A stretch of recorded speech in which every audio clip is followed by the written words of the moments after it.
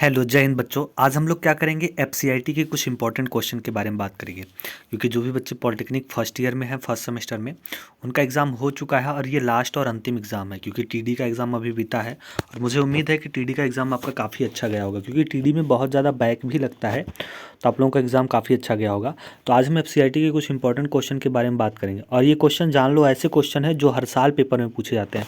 मैं यहाँ लगभग 20 क्वेश्चन के बारे में बात करूँगा, 20-25 क्वेश्चन के बारे में।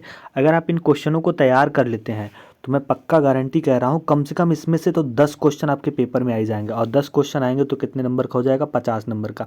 तो 50 नंबर हम एग्जैक्ट नहीं लेके चलते हैं, कितना लेके चलते हैं, 40। क्योंकि 40 एग्जैक्ट लेके चलते हैं। तो अगर आपको 40 नंबर चाहिए तो इस वीडियो को पूरा देखना, कभी भी स्किप मत करना। क्योंकि मैं क्वेश्चन बताऊंगा, क्वेश्चन के साथ साथ उसके आंसर को भी थोड़ा थोड़ा बताते चलूँगा, किस तरीके से कैसे कैसे लिखना है। ठीक है, तो चलिए हम वीडियो को स्टार्ट करते हैं। तो देखो, पहला जो क्वेश्चन लिखा है, कह रहा है explain the difference generation of computer. ये क्वेश्चन बहुत इंपॉर्टेंट है। मतलब इसमें एक्सप्लेन करना है कंप्यूटर की जो जनरेशन है, मतलब पीढ़ी है। पीढ़ी मतलब जैसे होता है कि आप समझते हो जनरेशन की कितनी जनरेशन है। तो कंप्यूटर की 5 जनरेशन है, आपको पता ही है, फर्स्ट, सेकंड, थर्ड, फोर्थ और फिफ्थ। जो फर्स्ट जनरेशन थी वो कब से कब थी, आपको पता है फर्स्ट जनरेशन कब से कब थी, 1942 से 1955 तक। ध्यान देना, सभी जनरेशन के आपको सन जरूर डालना है और उस जनरेशन में कौन सा कंप्यूटर था और उसमें क्या लगे हुए थे। तो फर्स्ट जनरेशन में आपको पता है वैक्यूम ट्यूब लगे हुए होते थे। ठीक है, ये काफ़ी बड़े होते थे। उसके बाद जो सेकंड जनरेशन था वो कब से था, 1956 से। 1956 से लेकर के 1963 तक कितना चला, सेकंड जनरेशन चला। फिर उसके बाद 1964 से लेकर के आपका 1975 तक, कह रहा है कि 1964 से लेकर के आपका 1975 तक क्या है, थर्ड जनरेशन चला। और फिर फोर्थ क्या है कि 1967 से लेकर के 1900, यानी कह रहा है कि 1967 से लेकर के और 1989 तक चला। नेक्स्ट था आपका, अब जो फिफ्थ जनरेशन चल रहा है 1989, यानी 90 से हम कह सकते हैं 1990 से क्या है कि 1990 से अब तक जो जनरेशन चल रहा है, अब हम उसे कह सकते हैं फिफ्थ जनरेशन। तो कंप्यूटर के 5 जनरेशन होता है, पांचों जनरेशन के बारे में आपको एक्सप्लेन करना है। ज़्यादा नहीं, बहुत थोड़ा थोड़ा एक्सप्लेन करना है, ताकि जिससे आपका 3 पेज कंप्लीट हो भी जाए। और उसमें डेट वगैरह जो अच्छी चीज़ें हैं, जैसे कि आप लिख सकते हैं फिफ्थ जनरेशन में क्या लिख सकते हैं, ये फिफ्थ जनरेशन क्या होता है, ULSI पर आधारित है। ठीक है, इसमें इस पीढ़ी में क्या है, इंटरनेट, ईमेल, WWW का भी विकास हुआ था। आपको पता ही है कि इंटरनेट, ईमेल, ब्राउज़र, ये सारी चीज़ें इसी फिफ्थ जनरेशन में ही तो आई हैं। तो इन सब चीज़ों को डालना काफ़ी आवश्यक होता है। ठीक है, चलिए। और जो तीसरी पीढ़ी थी उसमें हम क्या है कि ऑपरेटिंग सिस्टम का उपयोग करने लगे थे, ये भी आपको पता है। फोर्थ जो फोर्थ आपका जनरेशन था उसमें हम लोग लैन वैन नेटवर्क का विकास हुआ था। तो जो छोटी छोटी मेन टॉपिक होगी उसे क्या करना पड़ेगा, आपको डालना पड़ेगा, तभी आपको क्या है कि नंबर मिलेगा। ठीक है, नेक्स्ट क्वेश्चन देखते हैं। नेक्स्ट क्वेश्चन कह रहा है अनुप्रयोगों या कार्य प्रणाली के आधार पर संगणकों मतलब कंप्यूटर्स का वर्गीकरण करिए। ठीक है, अनुप्रयोगों या कार्य प्रणाली मतलब वो कार्य किस तरीके से करते हैं। तो कार्य के प्रणाली पे बात करें तो कंप्यूटर 3 प्रकार का होता है। कौन कौन सा, एनालॉग कंप्यूटर, उसके बाद आपका आता है डिजिटल कंप्यूटर, उसके बाद आता है हाइब्रिड। अब आपको पता है एनालॉग कंप्यूटर क्या होता है, डिजिटल कंप्यूटर क्या होता है, हाइब्रिड कंप्यूटर क्या होता है ना। और एनालॉग कंप्यूटर वे कंप्यूटर होते थे, आपको पता है कि जो बहुत पहले बनते थे, जिसमें भौतिक मात्राएं जैसे दाब, तापमान, लंबाई, ऊंचाई आदि को क्या करते थे, माप कर उसके परिमाप को क्या करते थे, अंकों में व्यक्त करते थे। ये होता था आपका एनालॉग। एनालॉग में सिर्फ 2 ही नंबर डिजिट होता है, एक तो 0 और क्या, 1। ठीक है, उसके बाद आपका आता था डिजिटल। डिजिटल जो कंप्यूटर है, जैसे आजकल के कंप्यूटर हैं, इन्हें हम क्या बोल सकते हैं, डिजिटल कंप्यूटर बोल सकते हैं। आजकल के जो कंप्यूटर हैं इन्हें हम क्या बोल सकते हैं, डिजिटल कंप्यूटर बोल सकते हैं। और डिजिटल कंप्यूटर कह रहा है कि जो हाइब्रिड कंप्यूटर क्या होता है, डिजिटल कंप्यूटर और एनालॉग कंप्यूटर को मिला करके, यानी जिसमें ऐसा दोनों गुण मिले हों, उसे हम क्या बोलते हैं, हाइब्रिड कंप्यूटर। ठीक है, नेक्स्ट क्वेश्चन दिया है उद्देश्यों के आधार पर संगणकों का वर्गीकरण करो। तो या तो इसे लिखना है उद्देश्यों के आधार पर।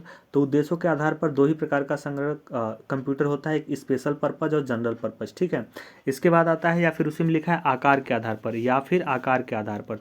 तो दोनों में से कोई एक बताना है। तो आकार के आधार पर बताओगे तो आकार के आधार पर कितने कंप्यूटर होते हैं, फटाफट बताओ, आपको तो पता ही होगा। 4 प्रकार के होते हैं। कौन कौन से, micro computer, mini computer, main frame computer और क्या होता है, सुपर कंप्यूटर। ये 4 प्रकार के होते हैं। तो इसके बारे में भी आपको थोड़ा थोड़ा लिखना होगा और अच्छे से पढ़ लीजिए, क्योंकि अभी आपके पास बहुत टाइम है। मैं अभी बता दे रहा हूँ आपके पास बहुत टाइम है, और वैसे भी आपने पढ़ लिया होगा, लेकिन एक बार फिर से बता दे रहा हूँ कि ये क्वेश्चन कई बार एग्जाम में पूछे जा चुके हैं। अगला क्वेश्चन है जो आपका कंप्यूटर क्या होता है, इनपुट और आउटपुट डिवाइस के बारे में लिखिए। अब देखो ये बहुत ही सरल है कि कंप्यूटर क्या होता है भैया, इसके आउटपुट और इनपुट डिवाइस के बारे में लिखिए। तो ये तो आप लिख ही लोगे, कंप्यूटर क्या होता है, इसके इनपुट आउटपुट डिवाइस क्या होते हैं, ठीक है। उसके बाद क्या है, मेमोरी क्या होता है, विभिन्न प्रकार के मेमोरी का वर्गीकरण करिए। तो मेमोरी आपको पता है कि यह डेटा को स्टोर करने के लिए किया जाता है, ठीक है। यह स्टोरेज यूनिट होती है जिसमें हम कंप्यूटर के महत्वपूर्ण हिस्सों को यानी डेटा को जो क्या करते हैं हम लोग इसमें स्टोर करते हैं, यह ठीक है। और यह कितने प्रकार की होती है, 2 प्रकार की, primary memory, secondary memory. Primary जो मेमोरी होती है वो रैम और रोम होती है, ठीक है। और जो सेकेंडरी मेमोरी होती है उसमें अन्य कई सारी मेमोरियाँ आती हैं, जैसे कि चिप वगैरह हो गया, डीवीडी हो गया, डिस्क हो गया, ये सारी चीज़ें आपकी आती हैं सेकेंडरी मेमोरी में। उसके बाद आता है बाइनरी संख्या प्रणाली। अब क्वेश्चन नेक्स्ट आता है आपका जो है बाइनरी संख्या प्रणाली क्या है, विभिन्न अंक प्रणाली का वर्णन करिए। अब बाइनरी संख्या आपको पता है कि बाइनरी और डेसिमल 2 चीज़ें होती हैं, उसको आपको क्या करना है यहाँ पे दर्शाना है। तो जो बाइनरी और डेसिमल है उसको क्या करते हैं, 3 प्रकार का होता है। एक डेसिमल नंबर सिस्टम होता है, ऑक्टल नंबर सिस्टम होता है और हेक्साडेसिमल नंबर सिस्टम होता है, ठीक है। ये आपका होता है बाइनरी, डेसिमल, ऑक्टल नंबर और क्या है हेक्साडेसिमल नंबर। ये इतने नंबर सिस्टम होते हैं जिसको आपको क्या करना है, डिफाइन करना है। उसके बाद कह रहा है निम्नलिखित को बाइनरी में परिवर्तित करिए। अब ये बाइनरी में परिवर्तित करने आपको आता होगा, अगर नहीं आता होगा, अगर आप वीडियो देख रहे हैं तो आप हमें शाम तक कमेंट करके बता दीजिए, क्योंकि नेक्स्ट डे आपका पेपर है 2 बजे से। तो मैं क्या करूँगा, इसको बाइनरी से क्या है डेसिमल में, डेसिमल से बाइनरी में कन्वर्ट करना मैं आपको एकदम एग्जैक्ट बता दूंगा, जोड़ना भी बता दूंगा, घटाना भी बता दूंगा। अगर आपको नहीं आ रहा है, आपको कन्फ्यूज़न क्रिएट है तो। नेक्स्ट क्वेश्चन है आपका, कह रहा है कि दिए गए बाइनरी नंबर को जोड़िए।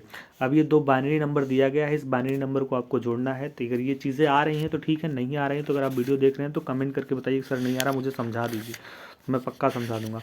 फिर कह रहा है दोनों में से किसी एक के कोडिंग प्रणाली पर टिप्पणी करिए। ये देखो इसका कोडिंग प्रणाली बहुत ही अच्छा होता है। एक लिखा है आक्सी, आक्सी लिखा है यानी ASCII, इसकी कोडिंग प्रणाली को बताना है, इसमें कौन कौन सा कोडिंग प्रणाली होता है। उसके बाद लिखा है करें कि EBCDIC, दूसरा है EBCDIC का मतलब होता है extended binary code decimal interchange code, इसका पूरा नाम होता है। इन दोनों में से कोई एक आपको बताना है, चाहे ये पूछ सकता है आपको, दोनों में से पूछ सकता है कि दोनों में से किसी एक का कोडिंग प्रणाली पर टिप्पणी करिए। ये क्वेश्चन बहुत इंपॉर्टेंट है, आपको कई बार एग्जाम में पूछा भी है, पूछ भी सकता है, ठीक है। तो इसे अच्छे से आप लोग रिवाइज कर लीजिएगा। नेक्स्ट क्वेश्चन है ऑपरेटिंग सिस्टम क्या होता है, ऑपरेटिंग सिस्टम कितने प्रकार के होते हैं। आपको पता है ऑपरेटिंग सिस्टम क्या होता है, ऑपरेटिंग सिस्टम के प्रकार कौन कौन से होते हैं। तो आपके ऑपरेटिंग सिस्टम के कितने प्रकार होते हैं, 4 प्रकार होते हैं। Batch processing, multi programming operating system होता है। उसके बाद होता है time sharing operating system, real time operating system. 4 प्रकार का आपका ऑपरेटिंग सिस्टम होता है। डॉस और विंडो ऑपरेटिंग सिस्टम क्या होते हैं, इसके बारे में आपको बताना है। विंडो और डॉस ऑपरेटिंग सिस्टम क्या होता है, ये आपको क्या करना है अच्छे से। डॉस का मतलब आपको पता है डिस्क ऑपरेटिंग सिस्टम, आपको पता ही होता है। डॉस का मतलब होता है डिस्क ऑपरेटिंग सिस्टम, इसको बताना है, ठीक है।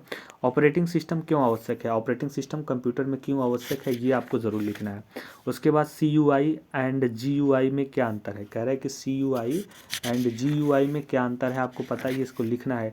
तो आपको पता है CUI का मतलब क्या होता है, कैरेक्टर यूज़र इंटरफेस, और GUI का क्या होता है, ग्राफिकल यूज़र इंटरफेस।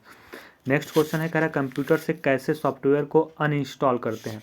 आपको पता ही है कैसे कंप्यूटर में जो सॉफ्टवेयर होता है उसे अनइंस्टॉल करते हैं। इसमें 2 तरीके क्वेश्चन पूछ सकता है कि कंप्यूटर में सॉफ्टवेयर को कैसे इंस्टॉल करते हैं, कैसे अनइंस्टॉल करेंगे, या फिर किसी भी कंप्यूटर को हम किस तरीके से फॉर्मेट मारते हैं। 3 तरीके से आपका क्वेश्चन पूछ सकता है, ठीक है।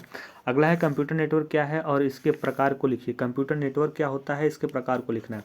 तो कंप्यूटर नेटवर्क आपको पता है कि जो कंप्यूटर नेटवर्क होता है उसमें 2 या 2 से अधिक कंप्यूटर एक दूसरे से डिजिटल युक्तियों द्वारा क्या होते हैं, जुड़े होते हैं। और इसका जो नेटवर्क होता है ये कई प्रकार का होता है, 3 प्रकार का होता है, लैन, मैन और वैन। तो ये आपका नेटवर्क होता है लैन, मैन और क्या है आपका वैन, ठीक है। इसके बारे में मैंने एक पूरी फुल वीडियो बनाई है, तो मैं आपको क्या करूँगा उस वीडियो का लिंक मैं इस वीडियो के डिस्क्रिप्शन बॉक्स में दे दूंगा, वहाँ से आप जा करके देख सकते हैं, अगर आपको एग्जैक्ट पता नहीं है तो। अगर आपको पता है तो बहुत अच्छा है, इसे पेपर में आपको लिखना है। लिखने के साथ साथ इनके क्या करना है, तीनों के आपको क्या करना है, फिगर भी बनाना है, तभी आपको अच्छे नंबर मिलेंगे, अदरवाइज मिलेगा नहीं, ठीक है। नेक्स्ट क्वेश्चन ध्यान देना, क्या कह रहा है, कह रहा है निम्न नेटवर्क डिवाइस के बारे में बताइए। राउटर क्या होता है, ब्रिज क्या होता है, हब क्या होता है, स्विच क्या होता है, इनके बारे में आपको लिखना है, क्योंकि ये बहुत ही इंपॉर्टेंट होते हैं। राउटर क्या होता है आपको पता है, ब्रिज क्या होता है ये भी आपको पता है, हब क्या होता है ये भी आपको पता है, और स्विच क्या होता है ये भी आपको पता है। अगर नहीं पता है तो कोई बात नहीं, कमेंट करके बताना ज़रा सा, अभी टाइम है, अभी मैं रात को वीडियो बना दूंगा, फिर से लाइव क्लास चला दूंगा। और पता है तो अच्छी बात है, आप लोग इसे पढ़ लीजिए क्योंकि ये इंपॉर्टेंट क्वेश्चन है। उसके बाद नेटवर्क टोपोलॉजी क्या है, इसे समझाइए, इसके प्रकार को लिखिए। तो देखो नेटवर्क टोपोलॉजी क्या होता है, कितने प्रकार का होता है आपको पता है।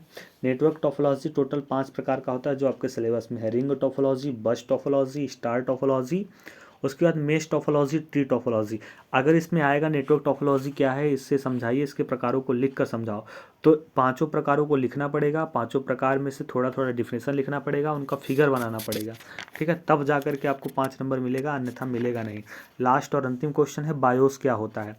Basic output input system, basic output input system क्या होता है ये आपको बताना है कि बायोस क्या होता है, ठीक है। इतने क्वेश्चन हैं और हम कुछ इंपॉर्टेंट क्वेश्चन जैसे बता देते हैं आपको, हमने लिखा नहीं है।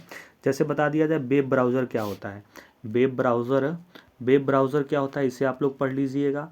वेब ब्राउज़र क्या होता है, www क्या होता है, ये 3 चीज़। गूगल सर्च इंजन क्या होता है ये आप पढ़ लीजिएगा, ठीक है।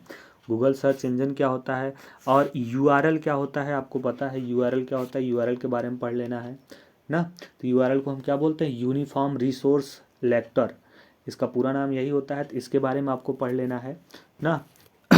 और एक लास्ट क्वेश्चन बता देते हैं, एफ टी पी यानी फाइल ट्रांसफ़र प्रोटोकॉल कह रहा है कि क्या होता है, इसे आपको ज़रूर पढ़ लेना है, ये क्वेश्चन में आता है, ठीक है। इतने क्वेश्चन मैंने बता दिया, आपको इसे पढ़ना है।